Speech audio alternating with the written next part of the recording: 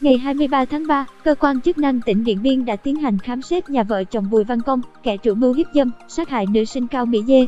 Giọng đọc thuộc bản quyền Trung tâm Không gian mạng Viettel. Tiếng nói từ Trung tâm Không gian mạng, Tập đoàn Công nghiệp Viễn thông Quân đội Viettel. Thu giữ nhiều tài liệu, vật chứng, dấu vết quan trọng giúp khẳng định, củng cố thêm chứng cứ, đồng thời gợi mở những tình tiết mới của vụ án. Bản quyền của Trung tâm Không gian mạng Viettel. Khoảng 8 giờ sáng ngày 23 tháng 3, hơn 50 cảnh sát và lực lượng chức năng đã có mặt, tiến hành khám xét nhà đối tượng Bùi Văn Công, đối tượng chủ mưu trong vụ án hiếp dâm, sát hại nữ sinh Cao Mỹ Dê. Giọng đọc được phát hành bởi Trung tâm Không gian mạng Viettel. Sinh năm 1997, đội 5, xã Thanh Hưng, huyện Điện Biên, tỉnh Điện Biên. Trước đó, hôm 21 tháng 3, vợ của đối tượng này là Bùi Thị Kim Thu cũng đã bị cảnh sát bắt giữ để điều tra về hành vi che giấu tội phạm. Bạn đang nghe giọng đọc phát hành bởi Trung tâm Không gian mạng Viettel. Vợ chồng đối tượng Bùi Thị Kim Thu và Bùi Văn Công.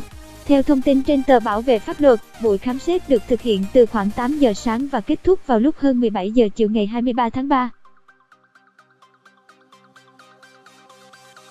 Tiếng nói từ Trung tâm Không gian mạng, Tập đoàn Công nghiệp Viễn thông Quân đội Viettel. Mọi ngóc ngách, đồ đạc trong nhà vợ chồng Công được cơ quan chức năng soi chiếu, chụp tỉ mỉ, cẩn trọng, nhiều thiết bị kỹ thuật hiện đại được sử dụng để khám xét. Bạn đang nghe tiếng nói nhân tạo, phát thanh từ Trung tâm Không gian mạng Viettel. Sau buổi khám xét có thời gian dài kỷ lục trong lịch sử tố tụng ở Điện Biên lên tới 9 tiếng, công an đã thu được nhiều tài liệu, vật chứng, dấu vết quan trọng. Những tài liệu, vật chứng, dấu vết quan trọng nói trên giúp khẳng định, củng cố thêm chứng cứ, đồng thời gợi mở những tình tiết mới của vụ án. Giọng đọc được phát hành bởi Trung tâm Không gian mạng Viettel. Cảnh khám xét trong nhà Bùi Văn Công, ảnh. Bảo vệ pháp luật, đáng chú ý, nguồn tin của báo Bảo vệ pháp luật thuật lại, chính tại ngôi nhà này, hôm mùng 1 Tết, Bùi Thị Kim Thu, vợ Bùi Văn Công, đã nhìn thấy Phạm Văn, nghi phạm đã bị bắt trước đó, giở trò đồi bại với nữ sinh Dê. Tiếng nói từ Trung tâm Không gian mạng Viettel. Giọng đọc cung cấp bởi Tập đoàn Công nghiệp Viễn thông Quân đội Viettel. Ngay trong phòng ngủ, bà ta càu nhàu. Chúng mày đừng làm trò đó trong buồng của tao.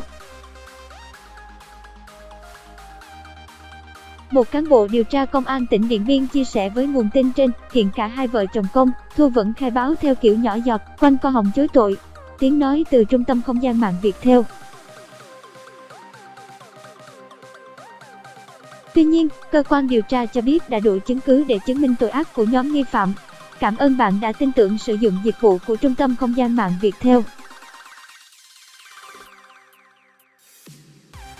Nhà Bùi Văn Công ở ven quốc lộ 12 hướng Điện Biên đi Lai Châu, cách trung tâm thành phố Điện Biên Phủ khoảng 6 km.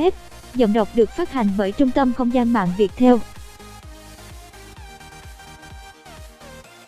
Dịch vụ tổng hợp tiếng nói cung cấp bởi Trung tâm Không gian mạng Viettel. Đây là ngôi nhà Công mới xây vào cuối 2017, đầu 2018 theo kiểu nhà ống, lợp tôn, diện tích sử dụng khoảng trên 100 m², chia 3 phòng, khách, ngủ và bếp, khu vệ sinh. Ảnh. Bảo vệ pháp luật, bên cạnh việc khám xét nhà vợ chồng Công, Thu, trong ngày 23 tháng 3, cảnh sát còn tiến hành khám nghiệm, thu thập thêm dấu vết tại ngôi nhà hoang bên cạnh, nơi các nghi phạm đem thi thể nạn nhân bỏ lại đó. Tờ Công an Nhân dân thông tin thêm về vụ khám xét.